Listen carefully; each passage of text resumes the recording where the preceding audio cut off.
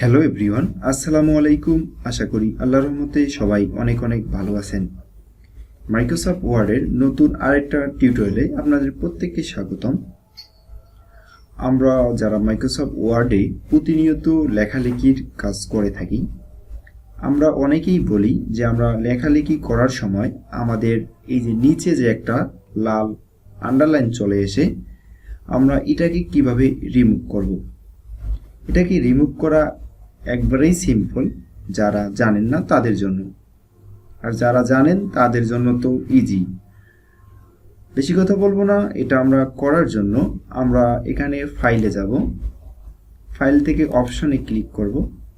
Option থেকে এখানে দেখবেন যে প্রুফিং, এখানে ক্লিক করবেন। প্রুফিংয়ে ক্লিক করার পর স্ক্রল ডাউন করে নিচে আসবেন। এখানে দেখবেন দুইটা বক্স আছে, এই বক্স দুইটাকে ক্লিক করে দিবেন।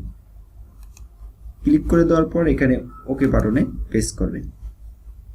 এখন দেখেন আমার নিচে কোনো আন্ডারলাইন নাই, সব আন্ডারলাইন চলে গেছে। এই ছিল আমাদের আজকের ভিডিও। আশা করি ভিডিওটি ভালো লেগেছে। যদি ভালো লেগেই থাকে তাহলে অবশ্যই একটা লাইক দিবেন, কমেন্ট করে জানাবেন। দেখা হবে পরবর্তী ভিডিওতে।